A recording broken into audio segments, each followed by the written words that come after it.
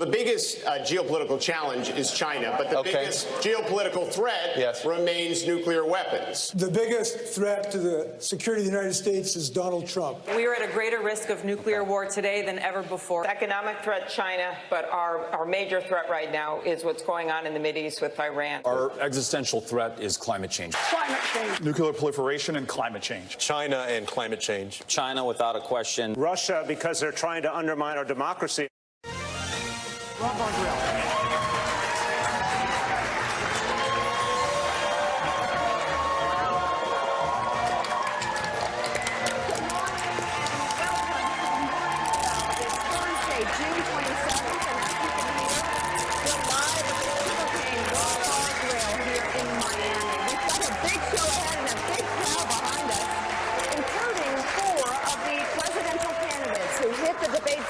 Last night.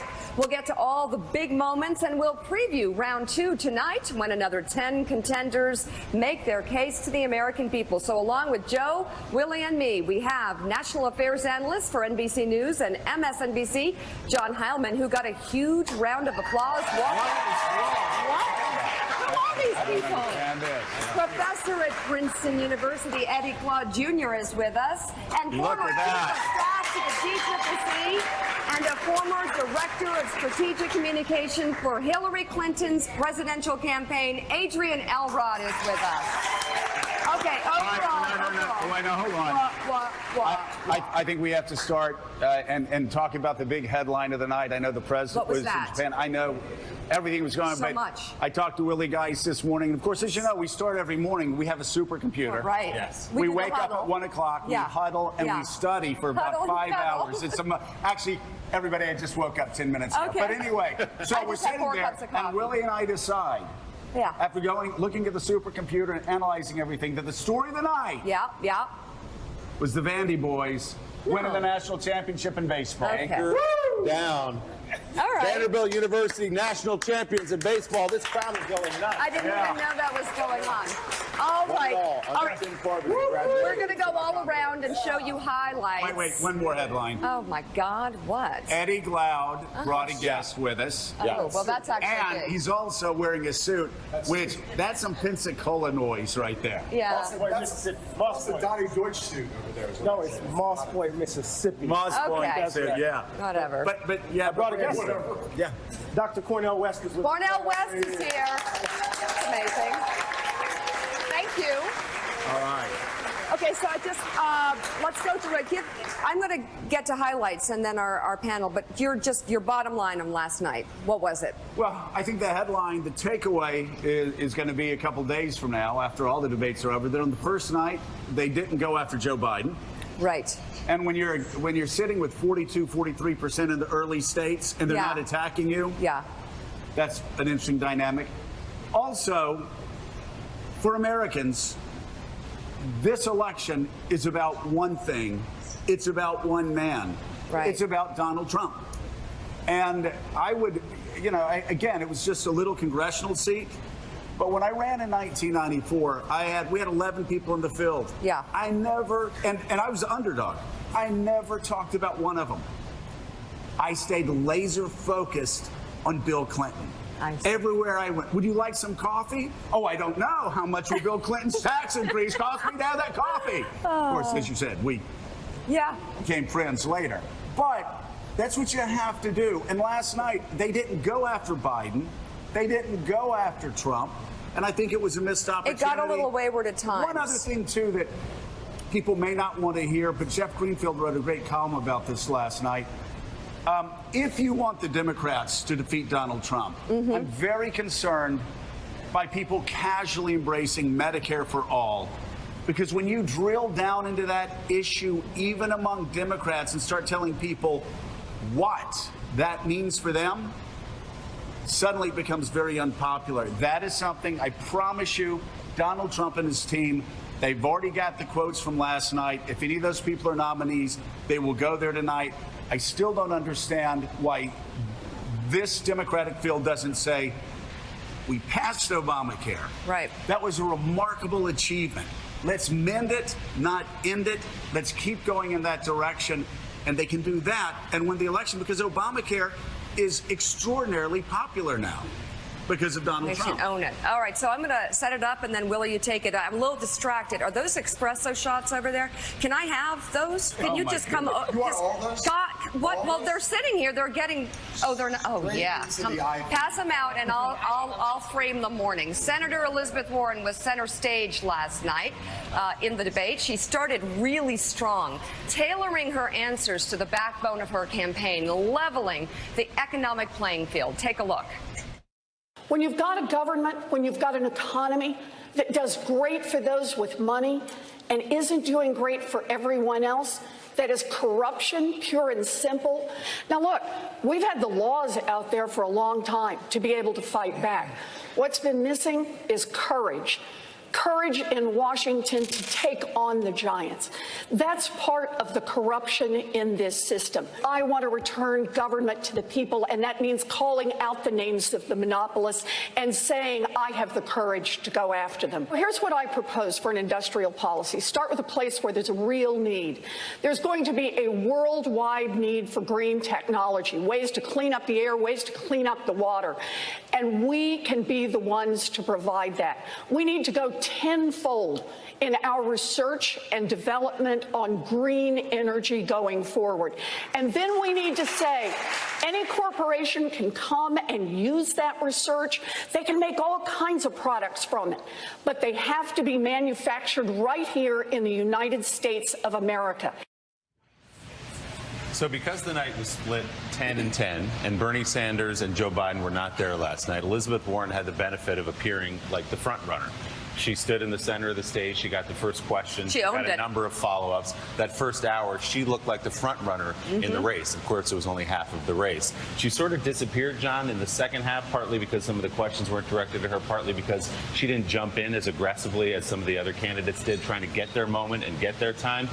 But did she do the right thing by just standing there looking like the front runner and then sort of holding the ball for the second half and playing out the clock? I want to say first that I've been here for only a couple minutes. I already learned something I didn't know before. You ran for Congress? I don't like to talk about it. You were in Congress in the 1990s? I'm a humble man. I don't like to talk about that. I got a lot of stories you must be able to tell about. Well, let me tell you one. So I'm standing there, and there's Newt Gingrich. Yeah. Right. Oh, my gosh. You know, to Joe's point, which I totally agree with, that the two big, giant headlines of the night, the whole stage not taking on Joe Biden, the whole stage not taking on Donald Trump, with the exception of Jay Inslee, who got the biggest round of applause the one moment when he did go after Donald Trump. The other big story on this stage, no one taking on Elizabeth Warren. And so if you look at, you go into these debates and the first question you ask is, for all of them, did they improve or not move the needle on or decrease their chance of being the Democratic nominee? And second, just from where they stand, are they better off than when they started the night? In both those cases, for Elizabeth Warren, she started out strong. She was on this stage was the front runner. A lot of acres between her and the rest of the candidates in terms of her polling performance right now. She started out the night there. At the end of the night, she was still the front runner on this stage. Correct. She was still in the top tier among all of the Democrats. And because she was so strong in that first part of the debate, she made a lot of points out of her campaign stump speech that she just rammed home in the first half an hour to 45 minutes. She walks out of here in a better place than she started the night and in a better position to be the Democratic nominee than the night started. So I think it's a huge win for Elizabeth Warren, and I will say that I always, over the course of the night, am talking to a bunch of former Clinton, former Obama communicators and people on rival campaigns. Everyone I talked to, maybe a dozen and a half people over the course of the night of that Democratic side, everyone said Elizabeth Warren had a great night. Absolutely. No dispute whatsoever from anybody, including people on rival campaigns. John Heilman, I saw, and I'll take it to Adrian this week and drive this point home, but I saw some really great things for women happening with Elizabeth Warren last night because she was aggressive, she was pissed off, she was very, very clear about her point. She made it very clear she has lived her message. She has lived the dream that she has for American consumers, for Americans overall in terms of their economic security. And on top of it, all the stereotypes that you didn't want to have for a woman hold her back, She just threw it away and said, I don't care. I am going to be aggressive. I am going to be angry because that's what I am right now. And it doesn't matter whether I'm a man or a woman. I know my stuff. I know I can do it. And I'm showing you I will fight hard. And then the second half, I thought it was strategy. You know what? All those guys look kind of dumb jumping all over each other. And she knew she had won it from the get-go. Why then play into the stereotypes that could hurt her and jump into aggressively? She had already done it. She had won. She had won, Mika, and she owned this night. This was her debate to lose, and she did not.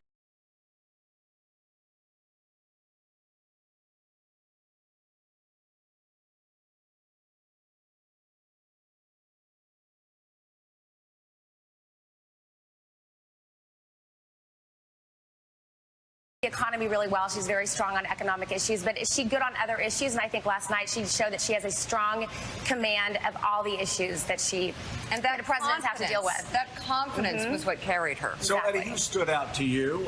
Winners, losers? What?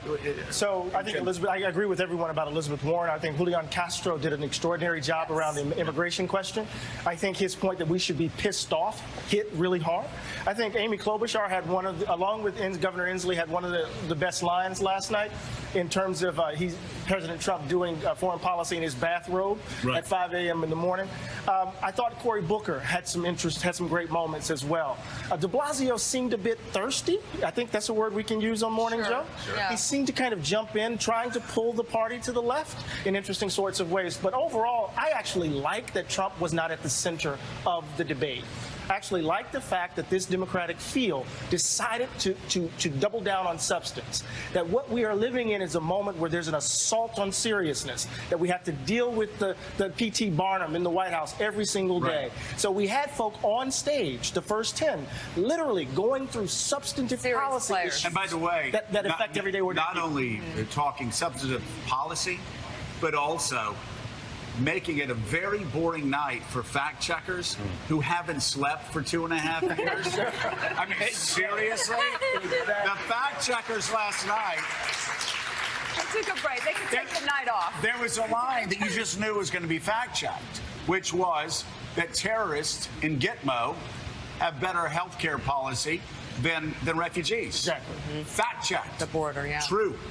Exactly. Yeah. I mean, over and over again, what I thought the candidates did last night, and I think they did it very well, was to point to, in some ways, the seriousness of the problems we face as a country, and to do so in a with a fact-based reality. Yeah. And that juxtaposition, it's almost like in writing, Joe. If you tell your reader every time that you're about to do something, then the reader says, you don't trust me. Yeah. So on the stage last night, I think the candidates said, we trust you, America, to listen substantively to our policy positions, and I think that's a good thing for Democrats to do. All right. In the Bulwark, Jonathan V. Last writes in a piece entitled Circular Firing Squad, the Winners, Losers, and the Other Losers from the First Democratic Debate. Quote, in the course of 2 hours, various Democratic candidates for president argued for confiscatory tax rates, abolishing private health insurance, completely unfair abortion with no restrictions whatsoever, either the buyback or outright confiscation of legally owned guns, reducing illegal immigration to a civil offense, letting the Taliban live in peace. Any one of these positions is enough to cost Democrats the 2020 election. Imagine if the eventual nominee has to sign on to 3 or 4 of them. But the best news for Trump is that the Democrats barely talked about him. Joe, do you agree with that? I think Democrats need to be very careful. We saw, Willie, as the Democratic contest started up a couple of months ago, Donald Trump's campaign speech sharpening up. And he would take the weaknesses from one candidate's platform or another that's out of the mainstream of mainstream Americans. And I do think that's something that Democrats need to be cognizant of. If the goal is sending Donald Trump back to Mar-a-Lago, then, and I think that is a goal for absolutely everybody that's running, then I do think they need to be a bit more careful moving forward. Well, that's always the tension. Now, of course, I'm a former Republican. Right. I'm a conservative. People can get angry at me. No, but you're right. But I trust me, nobody wants Donald Trump to be sent home more than I do. So I'm saying this as somebody Well, that's always the tension in a primary. How far left do you have to go to win the Democratic primary? And then are you able to then tack back to the center to run? Joe Biden is trying to occupy that middle space. I think you saw in some cases Tim Ryan and Beto O'Rourke trying to pull back a little bit on the Medicare for All, for example. And then you had Mayor de Blasio jumping in and going after Beto O'Rourke on that question. People talking about eliminating private insurance. That's not going to play well in a general election. There are a lot of people who like their private insurance. You had some of the candidates talking about an alternative. So the question will be, how far left is the eventual nominee dragged throughout this process? And last night, a lot of them are already pretty far left, but some of them were dragged that way as well. And the ones who wouldn't go there were attacked by those on the left. And by the way, John, there's such an obsession sometimes in these primaries where you think, oh, I've got to go as far right as I can go in the Republican primary or as far left.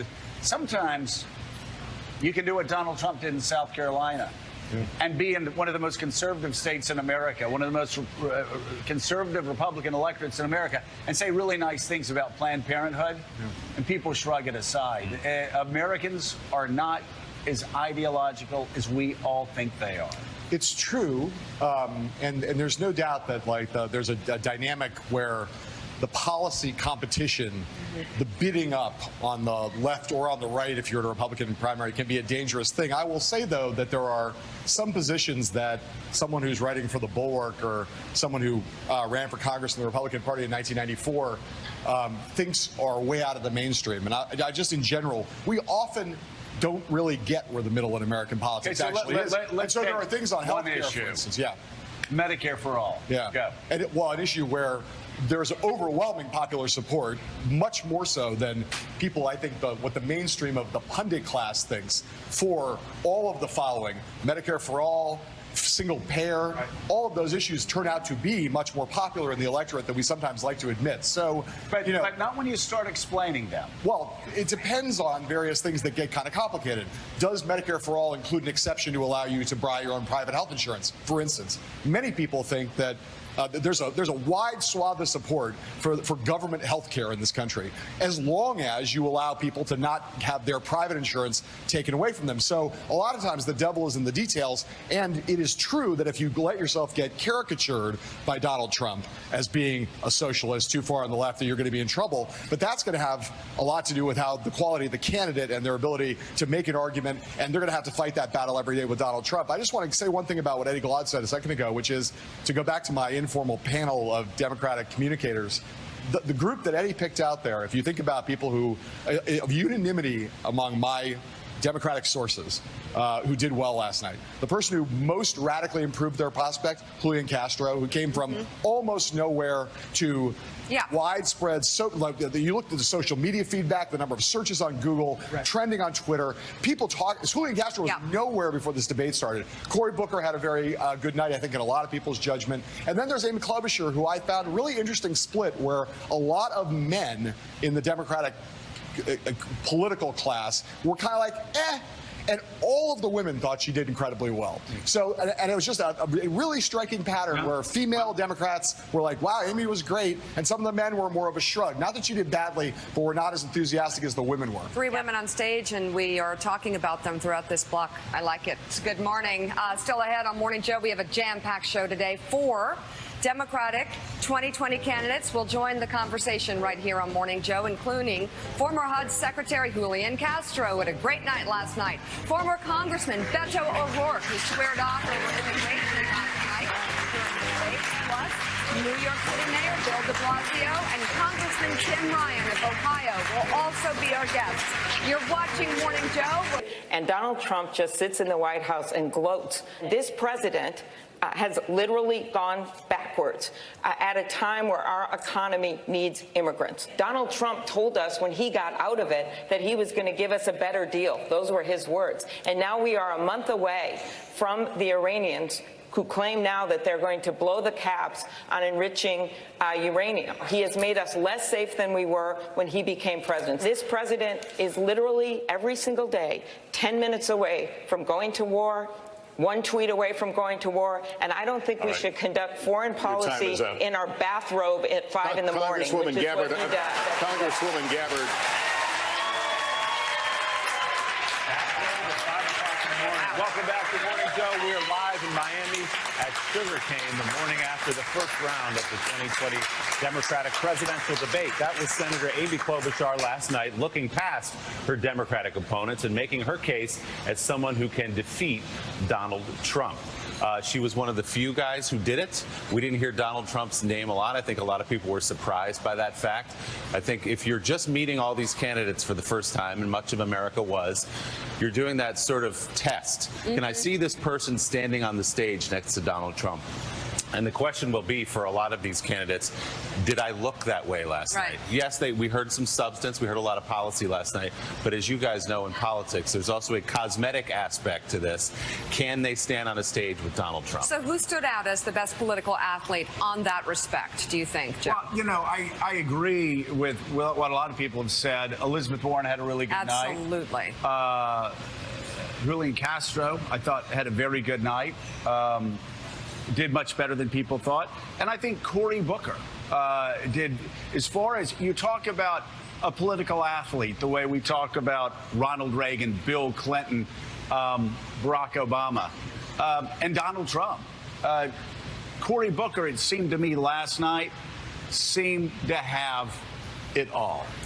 I mean, he seemed to be able, he hit all of his marks and was very effective, I thought. He did. I agree with you, Joe. And, you know, last week he had a big breakout week for him, and the contrast that he drew with Vice President Biden over race relations, or just, you know, race in general, and Vice President Biden's comments. And I think he was able to capitalize on that momentum this week in the debate. Again, strong performance. I think we're going to hear a lot more from Cory Booker, and I think you're going to see him rise in the polls after last night's performance. What I liked about Cory's performance last night was particularly his closing statement. There was no question from the panel, or to the panel, about the divisions in the country. Right? No real question about what's separating us and how would you, as the president, bring us together.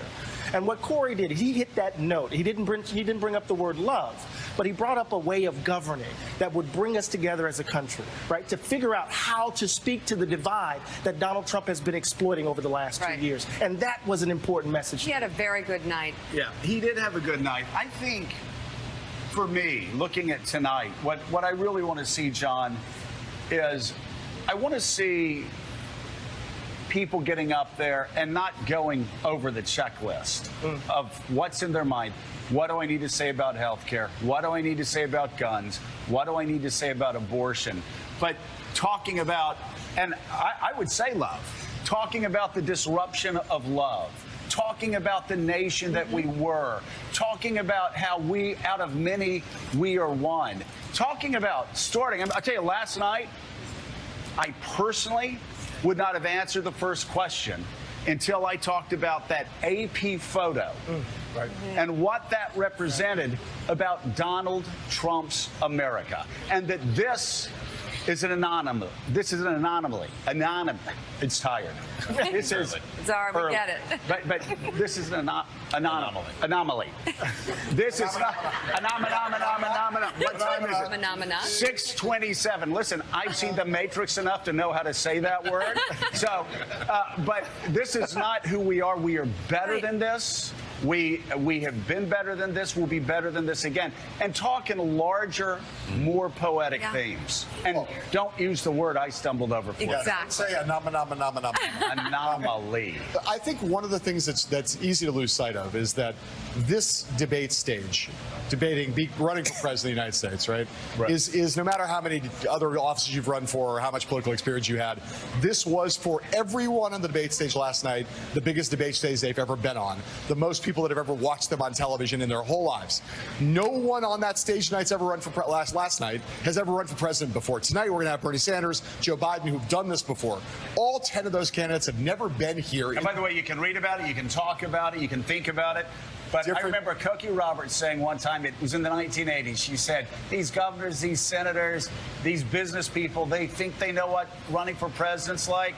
You never know until you walk into that ring So hard. and Mike Tyson hits you in the face for the first time. And it's hard. And one of the things that's hardest to know or to keep your instincts about is reaching for that big moment. You go through all this debate prep. They've all been schooled. They all have they know that the structure of this is they're not going to get to talk for very long. So they've got their talking points memorized. And they get up and they're ready to get and do what they practice day after day after day. And then a photograph like that appears. And you have to at that point, you have to put aside all the talking points and say, I'm going to meet this moment.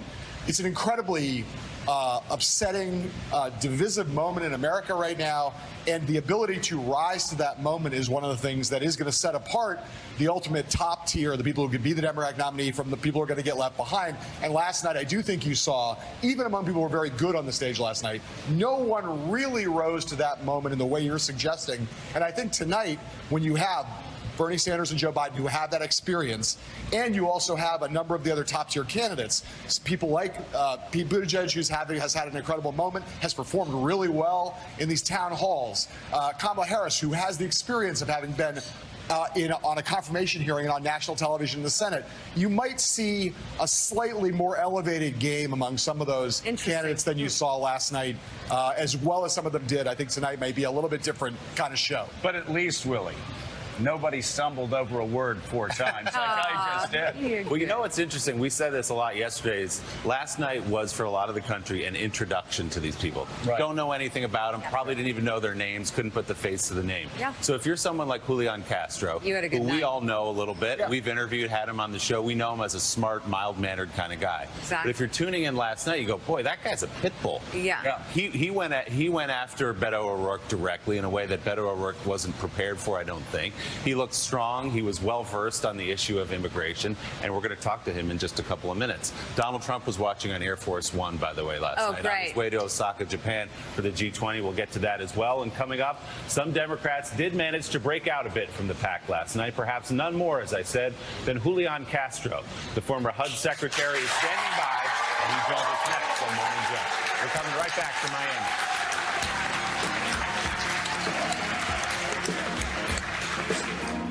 I was surprised by how much I really liked Julian Castro's perspectives on things. Julian Castro kind of took a moment to really stand out, especially with Elios Trump. I thought Julian Castro got a lot of great points out that I think I hadn't saw people talking much about. Actually, Julian Castro, I thought, had the strongest surprise moments for me. All right, some reaction last night.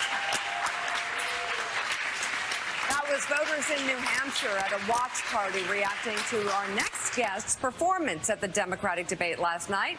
Joining us now, former Secretary of Housing and Urban Development under President Obama, former mayor of San Antonio, and contender for the 2020 Democratic presidential nomination. Julian Castro, you had a great night last night. Fun to watch. Julian, one of those interviews in New Hampshire, just a random state we picked out, by the way, said something that I think really focused on the key to your performance out last night, and that was what we've been talking about for a year now. Who is the person who, when you have Donald Trump standing on one side of the stage and the Democrat on the other side of the stage, who can stand up to Donald Trump? And I think a lot of people saw your performance last night and said, maybe that guy. Yeah, no, I think a lot of people were surprised. You know, I haven't gotten as much coverage so far in the campaign, but I've been traveling, I think, to 20 states already. And last night, what people saw was that I have a strong vision for the country, that I have the right experience to be president, and they want to know, look, can you stand up to Donald Trump? And I showed that I can more than handle myself. So I think that people are looking at me a new way today. Eddie. So you made a distinction. You said you're not for reproductive rights, but reproductive justice. What does that mean in its details? And just as a footnote, as you asked that question, thank you so much for lifting up Oscar and Valeria last night. Right? It was really important to hit that question in the way you did. But talk about what you mean by the phrase reproductive justice. What I mean is that I want to make sure that no matter how much money a woman and I mentioned yesterday, trans man, also someone who can have an abortion, no matter how much money they have, that they're able to exercise their right to get an abortion. And so it's not just about reproductive freedom, it's also about reproductive justice. So for instance, to be specific, I would do away with the Hyde Amendment. I believe that it's time to make sure that everybody can exercise that right. So you went after Beto a little bit last night. What was that about? Planned, strategic, or just happened? Well, I mean, I would be lying if I said that I hadn't thought about the issue before. He and I have a disagreement about immigration. And, you know, watching the image of Oscar and Valeria the day before moved me, like I'm sure it moved a lot of people. It doesn't matter whether you're liberal or conservative or where you're from in the country. I mean, watching that father there with his little girl touched me a lot. And so if I was extra animated last night, it's because I was feeling what a lot of people are feeling, that we have to make sure that this cruelty from the administration stops. And my point, you know, I brought up Section 1325 of the Immigration and Nationality Act, and some people might say, oh, what in the world, you're getting so specific and technical. But no, this is the exact law that has allowed this administration to incarcerate the parents and then separate them from children. And I called for the elimination of it, the termination of it, repeal of it. And Senator Warren, Senator Booker, you heard Congressman Ryan last night, also Governor Inslee have followed my lead in calling for that. For some reason, Congressman O'Rourke has not. And I just wanted to point out that if you're not calling for the repeal of that section, that means that basically you're going to keep the status quo and you're going to allow family separation. Adrian. Secretary, you have been in the race. You were one of the first candidates to announce for president, and you've been in the race for a while. You've also been one of the first candidates to really unveil a lot of policy. You've really led on a lot of policy issues, but you haven't gotten a lot of attention. Why do you think that is? Until last night, really. Yeah, you know, I haven't. I haven't gotten as much attention as a lot of other people have. These things are weird, but y'all know, I mean, campaigns also, they have this life cycle. Right? And I've said the whole time since I announced on January 12th that I don't want to be a flash-in-the-pan candidate. I wanted to build a strong campaign little by little. We still have 7 months to go until Iowa caucuses. So it doesn't matter to me what the polls say right now. It matters what they say on February 3rd and beyond that. And what we see is that I'm getting stronger and stronger and stronger. Back to Mika's question just for a moment. She asked specifically about Beto O'Rourke. A lot of people surprised that you all didn't go more directly at Joe Biden, the clear front runner, or even Elizabeth Warren, the front runner on the stage last night. Strategically for you, what was it about Beto O'Rourke that you looked directly at him and criticized him? Why did you want to go after him? Well, because we have this disagreement on the most important aspect of immigration policy that would make sure, guarantee that we end family separations. And that's why I wanted to make clear, not just for Beto, but as you recall, I challenged every other candidate in this race to join me in calling for the repeal of Section 1325. You know, Beto was on stage last night. I will say, you know, when we're going through these debates, I think with the voter, it does make a difference as to whether somebody is on the stage with you or not. Because if somebody is not on the stage with you, then people wonder, well, you know, why are you talking about somebody that's not on the stage? They're not there to defend themselves. And so I wanted to focus on the people that were there on the stage. Eddie. So there's this debate going on in the party, and we saw it on the stage last night between the left and the right.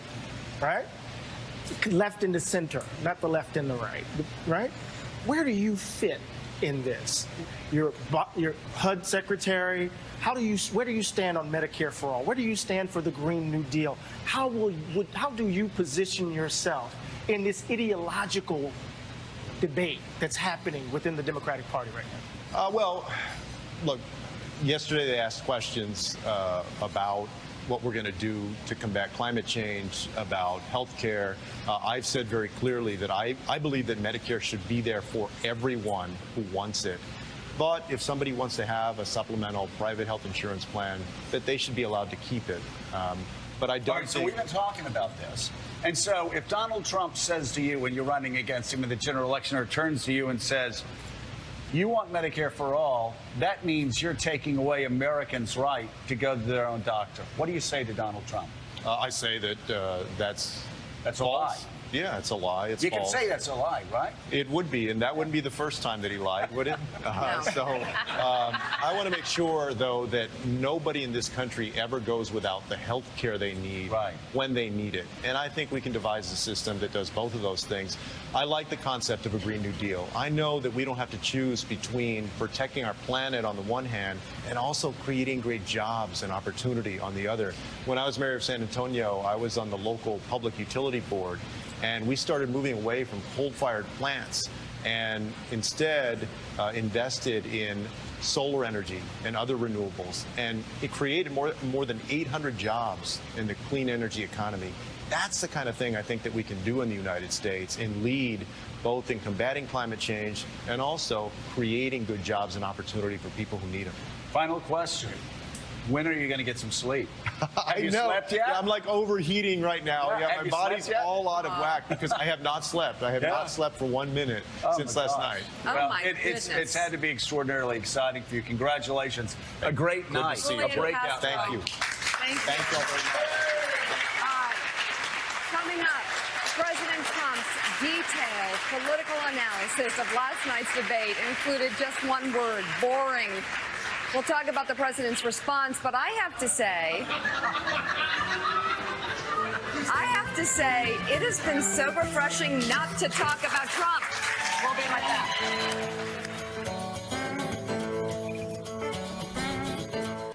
Their last block. Oh. All right, President Trump touched down in Japan a few minutes ago. It's raining. After claiming yesterday that he was too busy to watch last night's Democratic debate, posting to Twitter that his aides would be responding to the debate and writing, "Sorry, I'm on Air Force One, off to save the free world." But as usual, the president could not help himself from watching. This is like his Morning Joe thing. He can't help himself. Anyhow, he's watching the debates, and he wrote about a half an hour in, boring. And Republican Senator Lindsey Graham had this to say: that whole Trump third term thing is looking better and better. Wow, that guy, Lindsey,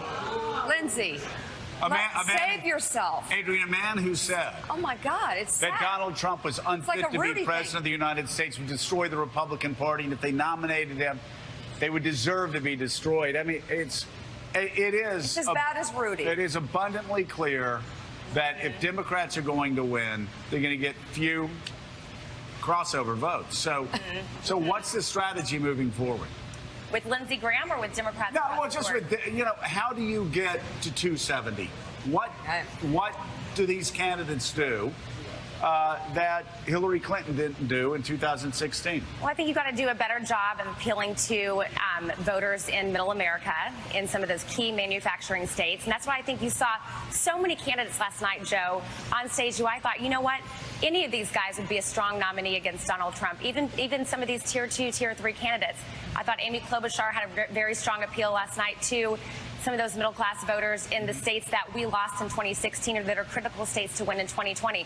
So I think you've got to have a message that appeals broadly. I think you've got to be careful not to get so caught up in going to the left wing of the party, right? Which is something that John was just talking about earlier. Medicare for all, some of these, the Green New Deal, some of these issues that, frankly, turn off a lot of people from places where I'm from, Arkansas. But you've got to have policies that can appeal, but also be careful not to go too far to the left. And Eddie, there really is another part of it, too, though. After the Trump election, everybody was talking about the forgotten white middle-class man. It took a while to figure out that actually African-American voting trends were down for the first time in 20 years. So you have to be able to, you have to do two things. And I'm just wondering, what candidates did you see last night that could appeal to both white working class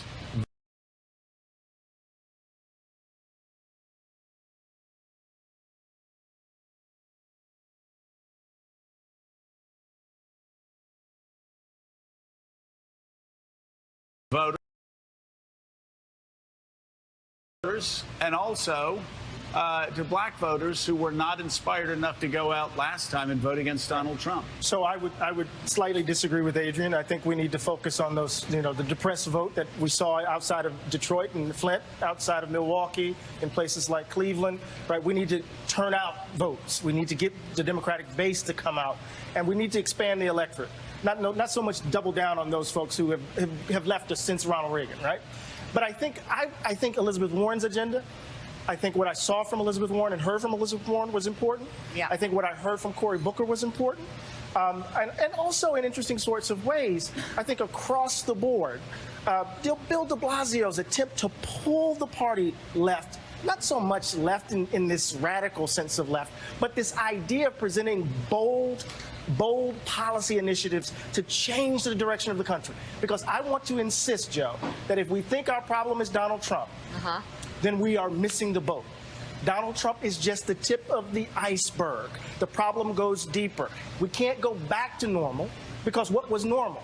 Income inequality. What was normal? Everyday ordinary workers were struggling to make ends meet. What was normal? People couldn't afford to send their kids to college. We need bold vision and elegant toughness in this moment. And I think Elizabeth Warren showed it last night, but we're going to see what happens tonight because I think we're going to move in a different direction, as John suggested earlier. What's going to happen tonight, John? I'm looking at Eddie Glaude as a potential Democratic nominee over there. You look at that performance, I'm thinking, man. Preach, brother Glaude. I think, like I said, earlier was talking about, I think you're going to have, the dynamic's going to be very different on the stage where you have two candidates who have a large amount of support. The dynamic of a bunch of candidates trying to get known and Elizabeth Warren being the front runner. That's one dynamic. A dynamic where there are four people in the middle of the stage who are all people with appreciable amount of support and media images. I mean, you got the genuine frontrunner in Joe Biden with a lot to gain and a lot to lose. Yeah. You've got Bernie Sanders, who's seen his support declining because Elizabeth Warren has been taking it away. So he's got immediately, he's also seemed a little cranky in the media recently. I can imagine him taking some swings in a lot of directions. You've got Mayor Pete, who's been through the biggest crisis in his campaign back home in South Bend over the course of the last week. He arrives here, sort of seeing his star maybe fading a little bit, but someone who's gotten a lot of attention. And then you've got Kamala Harris, who also is a top-tier candidate. Very talented. All four of those candidates, not to exclude the other ones, but those four are in a different conversation, and they all are jockeying for votes in that top tier. And then you've got another six candidates who are, like all the candidates from last night, except for Elizabeth Warren, trying to find a little moment where they can get known, get some traction, have a breakthrough moment. But I think that dynamic on stage is going to be very, very different from what we saw last night. Just to go back to your question really quick, Joe, that you asked Eddie about the party going left. The only candidate I heard last night specifically speak to that was Tim Ryan, the congressman of Ohio, who talked about, yes, I'm progressive, yes, I'm for a new economy, but we got to be careful not to be branded by Donald Trump and others or to actually be a party of coastal elites. So he did talk about that, but he was the only one I heard specifically say that. Amy Klobuchar tried to intimate that by saying, we can't go too far left on guns. I got to think about my uncle who's sitting in a deer stand hunting. Right. You had some Midwestern Democrats talking in a way as if to say to the voters out there and to their fellow candidates, we need these people in the middle of the country. We need people in Ohio and Minnesota and Michigan and Wisconsin and all the places Donald Trump snatched from us last time around. And it's wasn't just Tim Ryan, the guy from Youngstown, Ohio, who understands that. Who understands that better than anybody else? Nancy Pelosi. Yes. The last 6 months, she has been pulling the party back time and time again. One of my favorite moments was when Leslie Stahl was saying, well, what are you going to do about AOC and her caucus? And she goes, that's like four people. Yeah. And no, the Progressive Caucus. Yeah. And Nancy said, excuse me, I'm progressive. And I've been progressive for decades. So it's she's brilliant. I've got to say, I used to always say when it came to politics, every Democrat should have a little wristband on. WWBD. What would Bubba do? Yeah. In 2020, it's WWND. What would Nancy do? There you have a progressive who understands if she's going to be the Speaker of the House 2 years from now or a year from now.